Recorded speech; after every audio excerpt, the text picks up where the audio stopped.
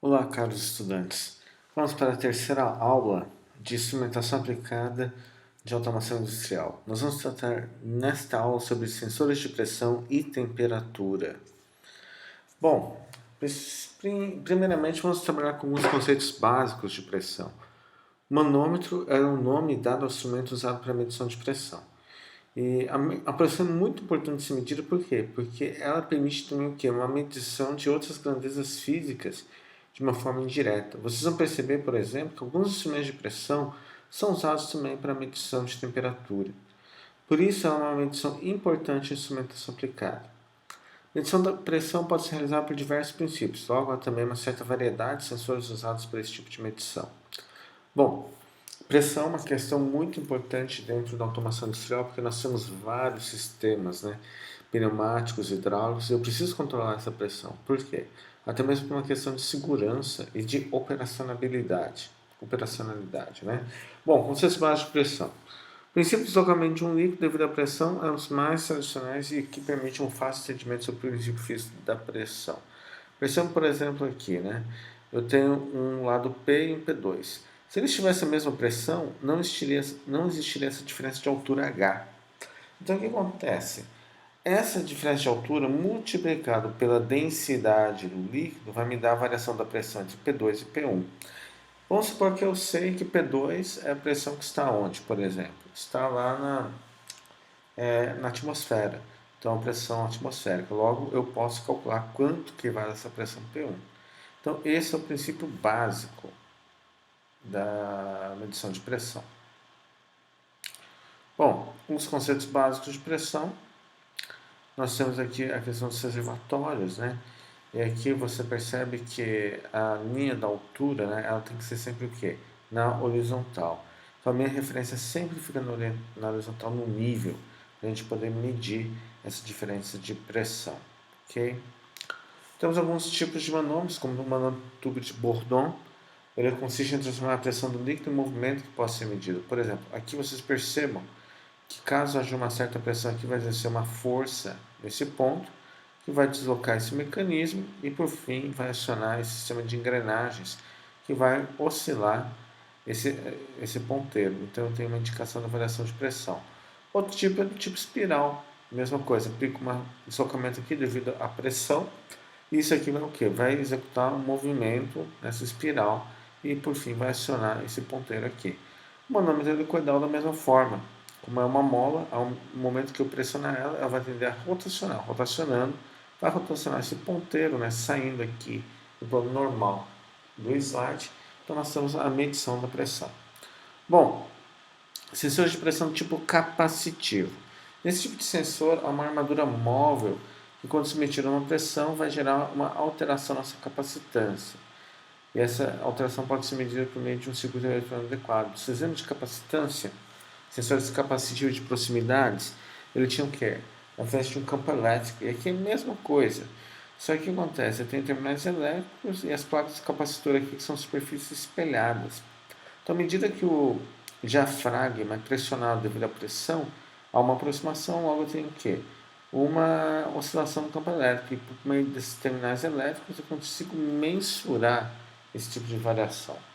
Bom, sensores do tipo indutivo, que dependem do campo magnético, são muito semelhantes ao que? Aqueles sensores de proximidade, transformador diferencial linear, ou seja, aqui eu tenho um magneto, um corpo magnético, que ele vai oscilar aqui devido à pressão, ele vai mudar aqui de posição, logo eu consigo mensurar o deslocamento desse núcleo magnético por meio do quê? Da variação do sinal nessas bobinas, ok?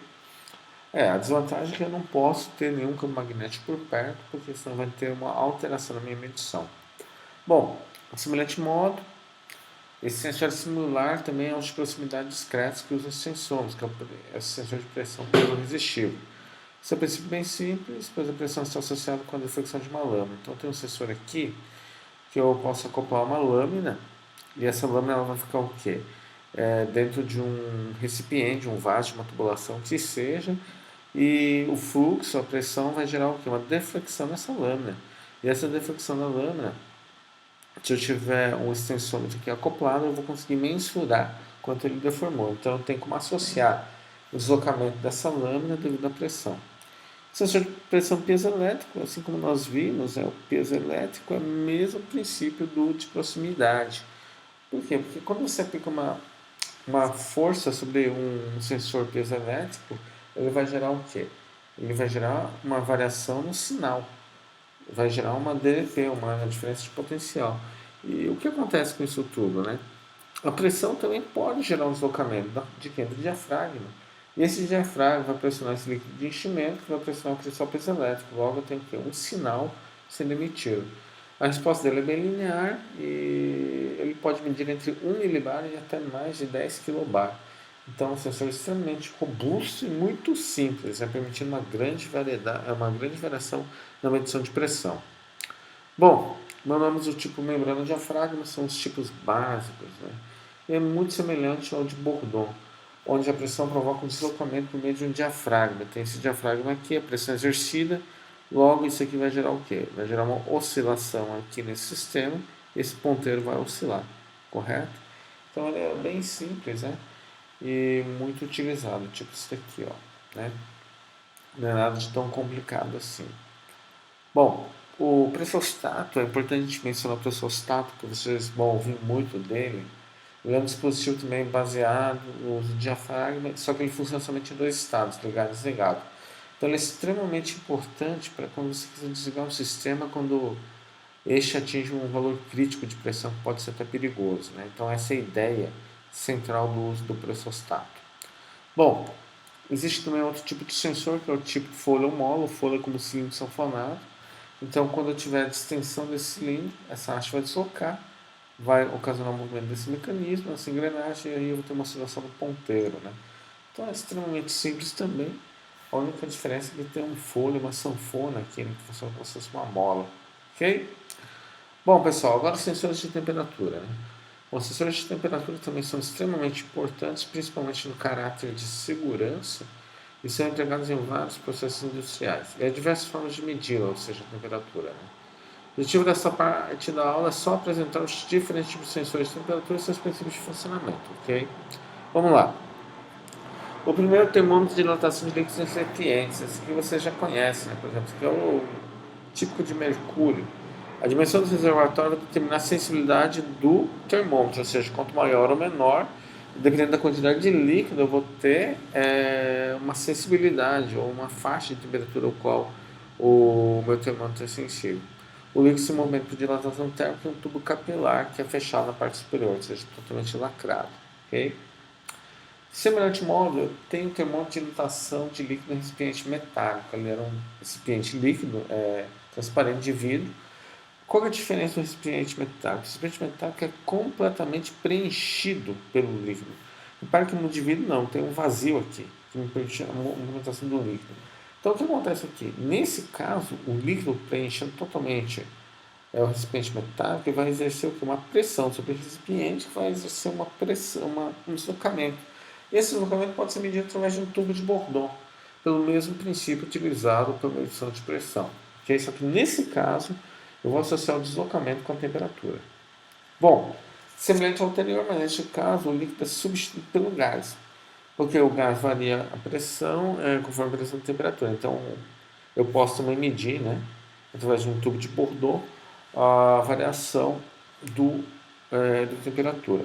O gás mais usado nesse tipo de termômetro é o nitrogênio, pois ele pode trabalhar na faixa de menos 100 graus Celsius a 600 graus Celsius.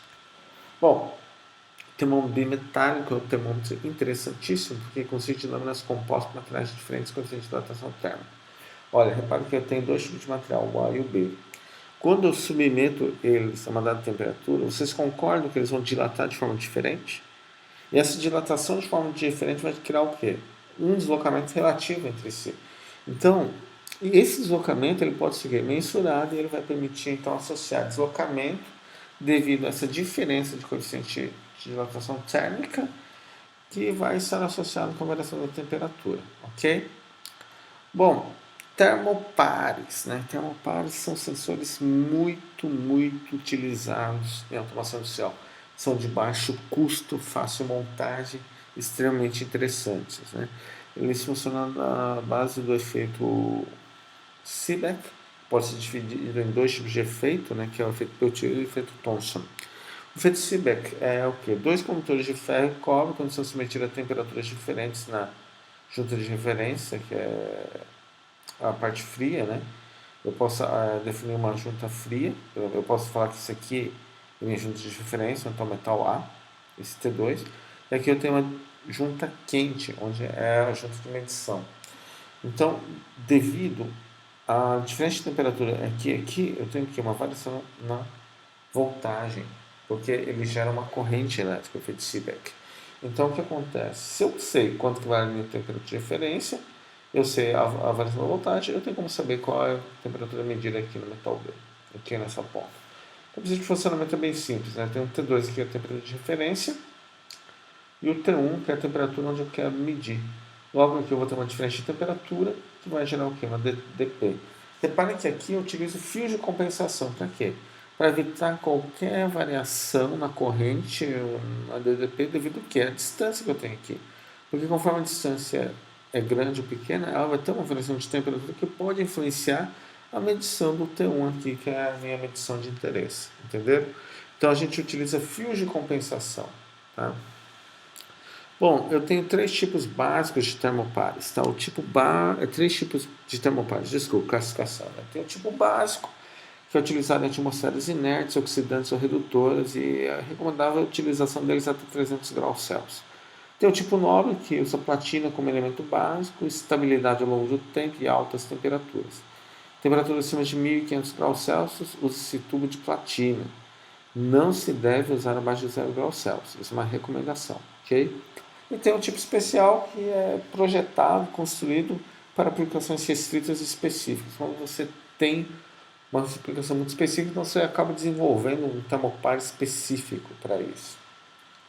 Bom, aqui tem uma correlação da diferença de potencial com a temperatura para os diversos tipos de termopar, tipo J, K, M, T, R, S, B e E. Repare que para cada tipo de termopar eu tenho uma sensibilidade diferente. Por exemplo, você repara que no B, a variação da DDP de 0 a 10 mV é o máximo que ele atinge até uma temperatura de 1800 graus Celsius. Só que qual que é o problema, né? Eu não tenho tanta resolução, às vezes, na medição de 10 mV ou 1 mV, e eu acabo perdendo. Então, qual que é recomendado? De repente, utilizar uma curva mais inclinada, como se fosse esse EJK. Só que qual que é a limitação? Ele não atua até temperaturas tão altas como o RSB, que vai até 1800 graus Celsius. Por isso é muito importante a gente ter uma ideia precisa de qual é a aplicação do meu sensor de temperatura. Para quê? Para utilizar, por exemplo, no caso de um termopar, o sensor adequado.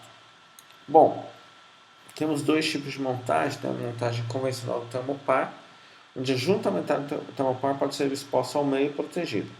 Os termos elementos são acomodados nos isoladores cerâmicos, usualmente denominados miçangas, as quais apresentam alta condutividade térmica e também alta resistência de oscilação. A proteção dos termos elementos fornece ao sensor maior vida útil e repetibilidade, né? Repetitividade, ou seja, ele consegue medir temperaturas sem necessidade de ficar calibrando toda hora. Da mesma forma que os termos resistores, um elemento de grande condução térmica colocado que envolve os termos elementos. Agora tem o termopar de isolação mineral, onde é constituído de dois ou um par, né, de termoelétrico que é envolvido por um pó isolante de óxido de magnésio. E por causa dessa construção, os condutores do par termoelétrico ficam totalmente protegidos contra a atmosfera exterior. Então, a durabilidade do termopar vai depender da resistência causada na sua bainha e não da resistência causada nos condutores, né, porque tem essa bainha que a gente cria de proteção, uma bainha externa metálica. Bom, em função dessas características, a escolha do material da bainha é um fator importante na especificação dos condutores. Tá?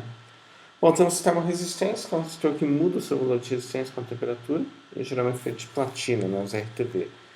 Termistores, a gente já ouviu falar dele, conversamos um pouco sobre eles, né, são semicondutores que variam a resistência com a temperatura.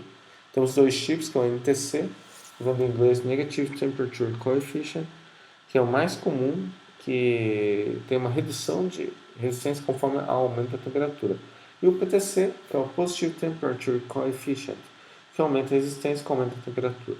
Né? É mais caro. Então o NTC é mais barato, é mais comum, né? Obviamente, né? É mais comercializado que o PTC. Tá? Aqui nós temos uma figura, né, do termistor, e aqui nós temos a simbologia em um projeto. Por fim, finalizando já a aula, né, nós temos também os termistores, circuitos integrados, que a gente pode utilizar vários elementos para construir um sensor. E esse é um CI, circuito integrado, né, utilizado para medição de temperatura, que é o LM35. Inclusive é fácil de encontrar ele, principalmente dentro de computadores, né, para controle de temperatura. Okay? Aqui nós temos um quadro comparativo em termopar, os sensores termorresistivos, os termistores CI. Reparem que, olha, aqui eu meço a tensão termopar, no RTD eu meço resistência, termistor resistência, e no CI tensão de corrente. Então, olha, eu tenho, para cada tipo de aplicação, eu tenho um tipo de sinal. RTD e termistor são os mesmos, né? Mas repare, né, que as curvas são diferentes. Né? Com o termistor eu tenho diminuição da resistência com aumento de temperatura, no RTD eu tenho o contrário. Né? Geralmente você tem o quê? Aumento, né, de tensão, de resistência, tensão de corrente com aumento da temperatura. E aqui nós temos algumas características importantes. A vantagem aqui na primeira linha e desvantagens aqui, né? Então isso aqui é um bom referencial para você começar a pensar em termos de aplicação, né? Qual que é a minha prioridade? Eu tenho muito dinheiro, então não importa, custo alto, não é uma desvantagem para mim. Por outro lado, eu preciso de um sensor que tenha baixa variação da resistência. Uma alta variação de resistência para ter uma melhor resolução. Aí não é meu caso de usar um RTD, mas de repente o termistor me ajuda. Entendeu? Então é isso que a gente tem que verificar, né? Quais são as vantagens e desvantagens no uso de cada sensor de temperatura. Bom, pessoal, chegamos ao fim da aula 3. Não se esqueça de fazer as atividades online e presenciais. Estejam atentos ao ambiente virtual, onde serão postadas informações relevantes para a sua disciplina. Não se esqueça de fazer os exercícios, né, da apostila, tá? Muito importante. Capítulo 3 e 4 tratam respectivamente, né, de temperatura e pressão. É muito bom, é muito importante que vocês tenham, né, tenham interesse de realizar também os exercícios das apostilas, porque isso aumenta o conhecimento de vocês. Como eu sempre digo, né, conhecimento demais é sempre importante. O conhecimento demais não prejudica ninguém. É uma coisa positiva e muito boa. Obrigado e até a próxima aula.